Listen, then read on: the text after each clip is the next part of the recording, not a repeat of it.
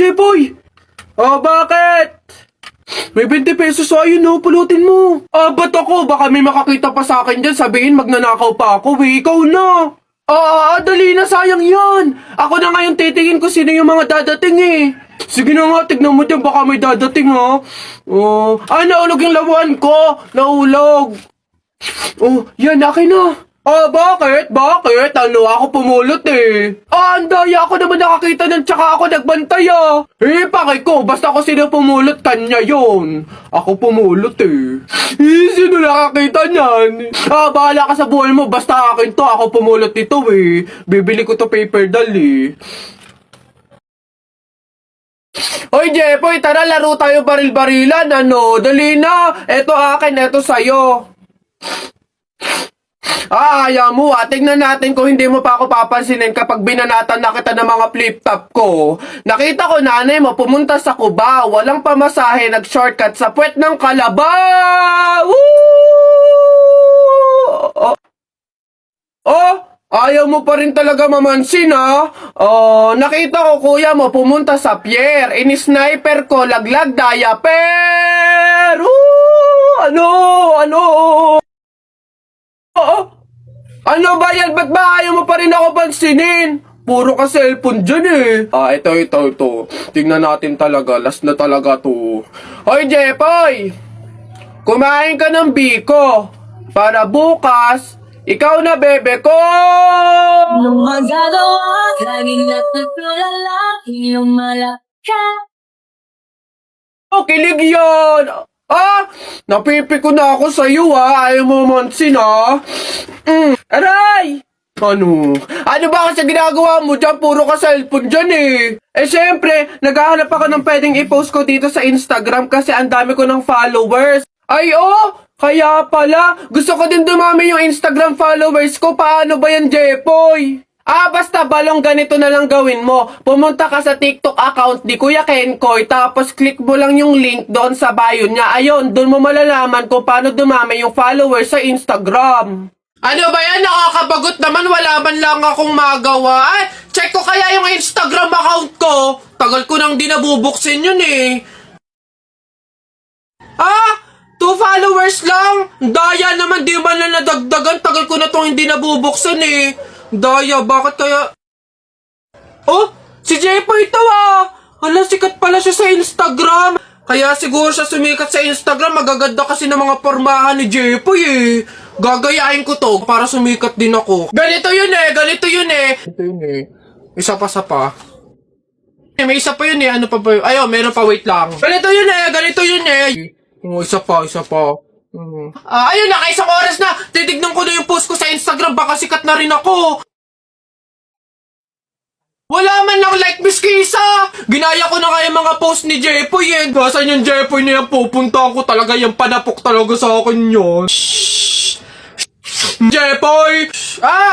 Nakita ko yung Instagram account mo, famous ka pala dun Ginaya ko nga yung mga post mo para sumikat din ako. Bakit walang nangyayari? Hindi naman kasi pwedeng manggaya ka lang ng mga tao para lang sumikat ka. Dapat meron ka sariling paraan kung paano mag-entertain ng mga tao. Paano ba kasi sumikat kagaya mo? Paano magkaroon ng madaming followers sa Instagram? Kung gusto mo talaga sumikat, meron akong isang paraan na naisip. Pumunta ka sa TikTok account ni Kuya Kenkoy, tignan mo yung bio niya doon, tapos click mo yung link. Ayun talaga, magkakaroon ka ng madaming followers sa Instagram. Basta kahapon, pumunta ka... Aray! Nakagat ko yung dila ko, ang sakit! Hala! Bigay ka ng number, bilis! Number 4. A, B, C, D. Hala, letter D. Ibig sabihin, iisip ka ni letter D. Si Dodong yan yung crush mo? Nay! Hindi naman. Hindi ko na naman crush yun. Asim-asim ni Dodong eh. Ikaw nga, tinan mo yung yung ilong mo nagpapawis. Ibig sabihin daw niyan selosa nagsiselos ka siguro pag may kalarong iba si Mark Jun, hindi naman ako selosa. Anong paki ko kung may kalaro ng iba si Mark Jun? Andyan pa naman si Tep Tep. Ano ba yun? Hay, kaya ano yung mga pinag-uusapan ninyo?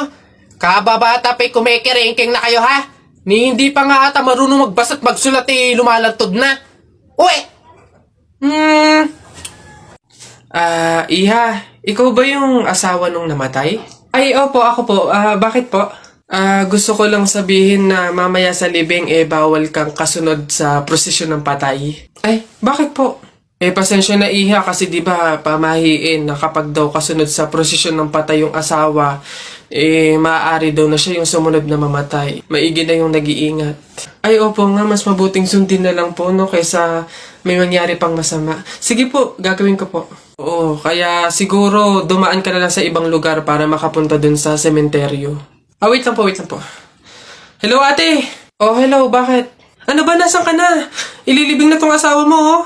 Ay, pasensya na ka mo kasi may sinunod pa akong pamahiin na dapat dumaan muna ako sa ibang lugar para makapuntang sementeryo.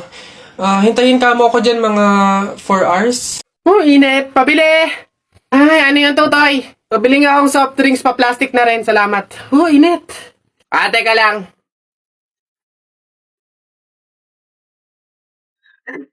Hirap naman buksan ng plastic na to. Oh! Dahil lang, hirap kasi buksan ng plastic.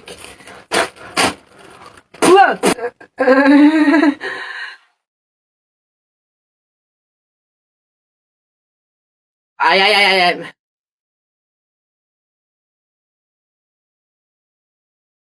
Ang hirap talagang buksan.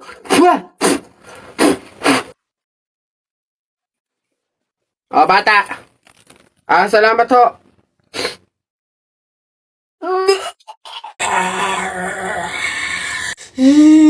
Nay, naririnig niyo ba yun? Oo, anak, aswang yun, panigurado. Oo nga na, anong gagawin natin? Alam ko na yung pamahiin ng lola mo. Sabi niya kasi pag daw may aswang, maglagay daw ng bigas sa gilid ng bahay para daw umalis na yung aswang. Ito, lagay mo sa gilid ng bahay, anak. Sige, Nay. Ayan na, umalis ka na, aswang ka! Ayan. Sa wakas may pangsaing na rin ako. Mga uto-uto, pabahin, pamor! Tipid-tipid ng mga to, 1 kilong bigas lang, ano man lang 1 kabang bigas. Saan ba sunod? Ay, ayun. O ano, taya na kayo, balong, bonak, buboy, taya na kayo, ano, tignan natin kung sino mananalo. Taya. O, dali, bonak, ano ba itataya mo? Ito, Pogs, so, makapal to, ang dami nito, O, akin to, ito tataya ko, ha. Pogs to. O, sa'yo, balong, ano itataya mo, bilis? Ito, mga baril ko, ang gaganda nito, malulupit to, astig to. Ito itataya ko, ha. Ikaw naman, buboy, ano naman yung sa'yo? Basta sa akin, ito tataya ko, mga damit ni nanay. Talagang sure na mananalo ko dyan. Ito taya ko, ha. 1, 2, 3, bitaw. Ayan na, binitawan ko na. Laban na, sabong natalpak. Ano, sino mananalo dyan? Yung tari mo, dali. Tusok mo yan, dali. Ay. Dami kong pugs. Isa mo daw. Naisang punta mo! Diyan lang sa palengke, bibili ng ulam at bigas. Naisama ako. Ikaw na bata kay tumigil-tigil ka ha. Magtututuro ka lang dun eh. Wala tayong pera. Hindi nga ako magkukulit. Hindi mo ako madadaan sa iyak-iyak mo dyan ha. Sinasabi ko sa'yo. Sama ka ako. Magtingil ka dyan. Kahit anong gawin mo, hindi ka pwedeng sumama.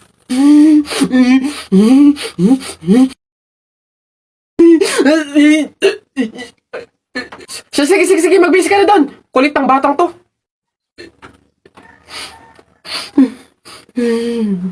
Talaga kapag talaga nagkaroon ng zombie dito sa Pilipinas, takting yan. Pupunta talaga ako sa mga 7-Eleven para hindi ako mamamatay doon. Madami akong kakainin doon, hindi ako magugutom. Ako talaga malupit yun. Magpapanggap akong zombie. Akala nila kasama nila ako pero totoo buhay pa rin ako. Hindi nila ako kakagatin, mabubuhay pa rin ako, hindi ako mamamatay. Gaganto ako doon. Ayun na yun, mas astig yun sa akin. Kukuha ko ng mga baril, yung mga shotgun. Talaga, pagbabarilin ko yung mga zombie na yan. Sino ba yung mga maiingay niya? Hoy, mga bata, kayo magsiuwi nga kayo sa inyo. Ang babaho ninyo. Iingay.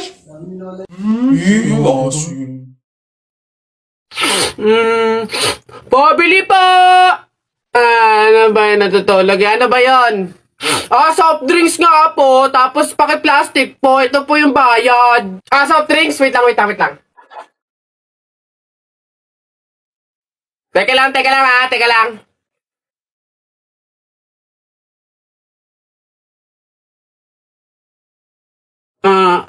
Ba't mo binabawasan yung soft drinks ko? Susubo ko na kay nanay.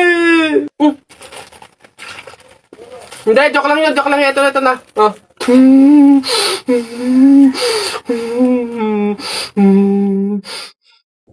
Huy, ang saya siguro pag naging superhero ka, no? Takte, pag talaga ako nagkaroon ng kapangyarihan, pipiliin ko talaga yung nalipad ako para pupunta ako sa iba't ibang bansa. Lalo ako, talaga, para maging superhero ako, pipiliin ko kapangyarihan yung yung malakas yung katawan, talaga bubuhati ko yung mga building, yung mga sasakyan, tsaka masasapa ko na si Hulk. Yan, kayo mga kapangyarihan yung napapangit ang bobodo, yung sa akin talaga malupit, astig. Pag ako naging superhero, talaga kapangyarihan ko yung invisible, talaga para pag naliligo si Crush si Down to my last dime, it makes me happy. I know where I'll be, right by your side, 'cause she is the one.